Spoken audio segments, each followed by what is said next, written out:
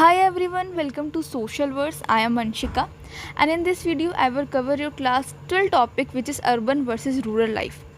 And before reading your NCRTs, your concepts should be clear because this topic carries almost 4 to 6 marks in your exam. And if your concept should be clear and you have read NCRTs more than 2-3 times, then I can guarantee you can score your full marks in that particular topic, whether it's 6 marks or whether it's 4 marks. So without wasting your time, let's get start with our topic. So you already seen in that video that rural life is so peaceful. Their air is so fresh. There is no rush. Meanwhile, in cities, there is so much development, but the peace is missing. Okay, so let's start with our main content. So what is rural area? So सबका कहीं ना कहीं कोई ना कोई गांव होगा. सबने अपने गांव में कहीं ना कहीं लोग गए होंगे. किसी के पेरेंट्स का गांव होगा और मे भी किसी के पेरेंट्स का गांव नहीं होगा, किसी का कोई विलेज नहीं होगा, तो उनको रूरल एरिया या रूरल लाइफ के बारे में कोई आइडिया नहीं है. No problem.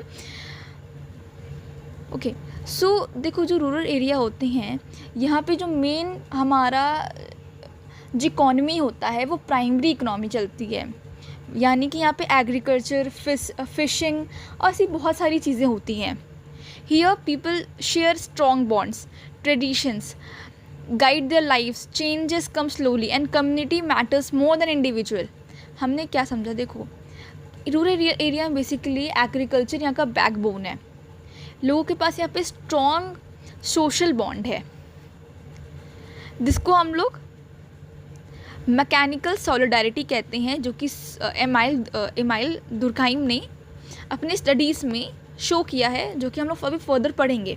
But yes, rural areas में एग्रीकल्चर मेन बैकबोन होता है, फिशिंग होती है, हंटिंग होती है, बहुत सारी चीज़ें होती हैं.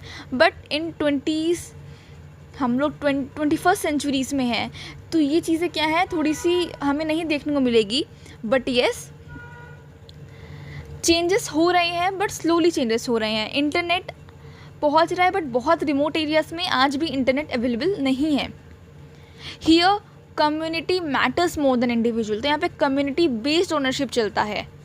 बट रूरल एरियाज़ में ये सब नहीं होता है, जहाँ पे इंडस्ट्रीज़ एंड सर्विसेज क्या होती हैं वो ज़्यादा डोमिनेट करती हैं यहाँ पे. यानी कि जो डेवलपमेंट है वो ज़्यादा हो रहा है यहाँ पे आपके अर्बन एरियाज़ में. Here life moves at high speed. Relationships, these are basically formal and impersonal, and the people have greater freedom and mobility. Here modern values replace traditions. जहाँ पे रूरल एरियाज़ में ट्रेडिशंस गाइड कर रहे थे कि हमें ऐसे करना है, वैसे करना है, बट अर्बन एरियाज़ में ट्रेडिशन ही चेंज हो रहा है. वो कुछ भी फॉलो कर ले रहे हैं जस्ट बिकॉज ऑफ बॉलीवुड और एनीथिंग.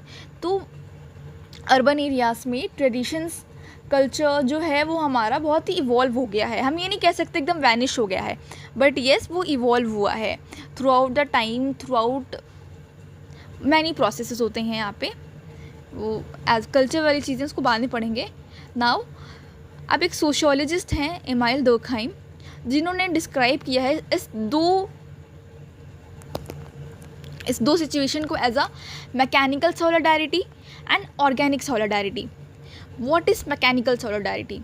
देखो, मैकेनिकल सॉलिडारिटी में क्या होता है, जहाँ पे हम रूरल एरियाज़ में जो हमें यूनिटी देखने को मिलती है, दिस इज़ मैकेनिकल सॉलिडारिटी. यानी कि जहाँ पे कम्युनिटी बेस्ड ओनरशिप चल रहा है. और अर्बन लाइफ्स में क्या हमें देखने को मिलता है, जहाँ पे ऑर्गेनिक सॉलिडारिटी है. ऑर्गेनिक सॉलिडारिटी का मतलब ये है, यूनिटी तो है बट लोगों में डिफरेंसेस हैं, लोग डिपेंडेंस नहीं है किसी पे. रूरल एरियाज़ में क्या है, लोग डिपेंडेंट है एक दूसरे पे एक काम को लेके. ठीक है, for example you have land. उस लैंड में कोई इंसान कोई कल्टीवेशन पूरा करेगा प्रोसेस, लेकिन हर एक प्रोसेस का हर अलग अलग इंसान और अलग कास्ट का इंसान उसको पूरा करता है. बट अर्बन एरियाज़ में जब लैंड ही नहीं है तो एग्रीकल्चर कहाँ से होगा? तो यहाँ पे सेकेंडरी और टर्शरी सेक्टर है, यानी जो इंडस्ट्री और जो सर्विस सेक्टर्स हैं वो डोमिनेट करती है. तो यहाँ पे क्या हमें देखने को मिलता है, यहाँ पे इंटरडिपेंडेंस. जिसको हम लोग कहते हैं ऑर्गेनिक सॉलिडारिटी। और एमाइल दुर्खाइम एक जो कि फ्रेंच सोशोलॉजिस्ट थे, उन्होंने ये 2 टॉपिक्स को दिया था। So in very short, rural life gives us community and peace while urban life gives us opportunities and changes. Both have their own strength and challenges. We can't say कि ये अच्छा है ये बुरा है, बट येस दोनों के अपने ही प्रोज कॉन्स हैं। Thank you so much for watching my video. कोई ऐसा टॉपिक मिस हो गया हो, हाँ एक टॉपिक मिस हुआ है वो इन लोग के बीच कनेक्शन, जो कि मैं नेक्स्ट वीडियो में कवर करूँगी। Thank you so much.